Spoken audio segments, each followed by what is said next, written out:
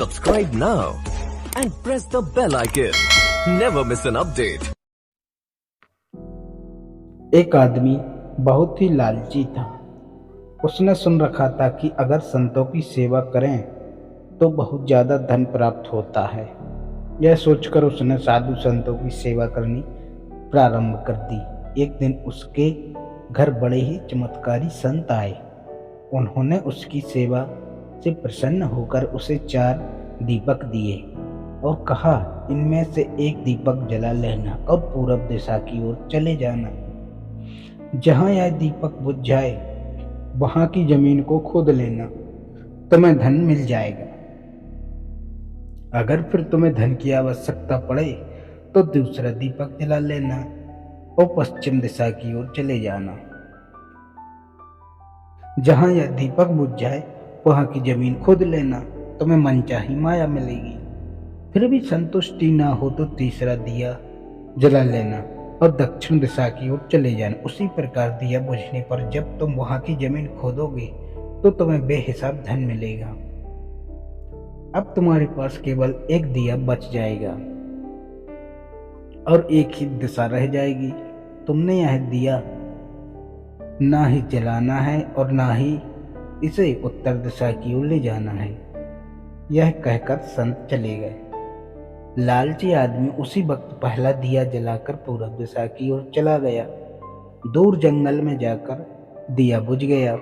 उस आदमी ने उस जगह को खोदा तो उसे पैसों से भरी एक गागर मिली। वह बहुत खुश हुआ। उसने सोचा कि इस गागर को फिलहाल यहीं रहने देता हूँ, फिर कभी ले जाऊंगा। पहले मुझे जल्दी ही पश्चिम दिशा वाला धन देख लेना चाहिए। यह सोचकर उसने पूरे दिन दूसरा दिया जलाया और पश्चिम दिशा की ओर चल पड़ा।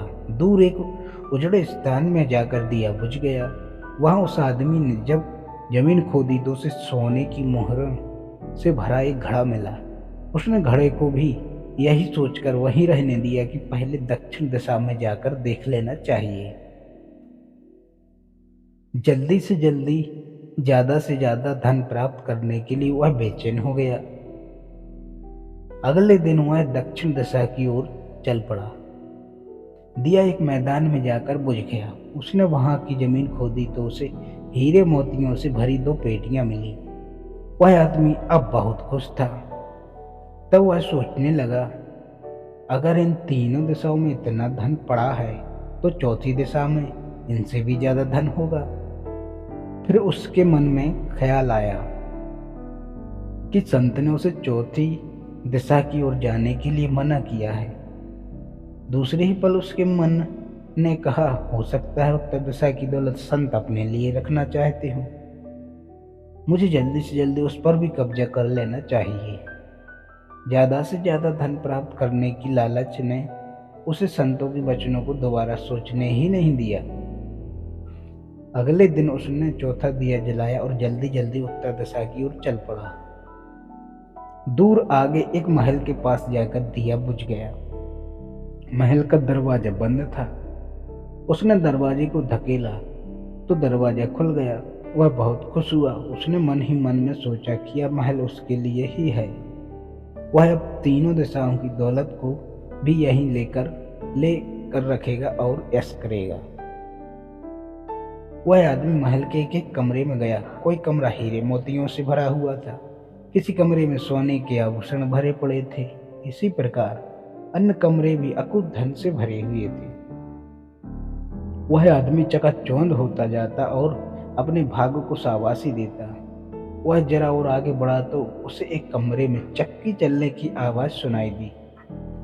वह उस कमरे में दाखिल हुआ तो उसने देखा कि एक बूढ़ा आदमी चक्की चला रहा है। लालची आदमी ने बूढ़े से कहा, तू यहाँ कैसे पहुंचा? बूढ़े ने कहा, ऐसा कर, यह जरा चक्की चला, मैं सांस लेकर तुझे बताता हूँ। लालची आदमी ने चक्की चलानी प्रारंभ कर दी।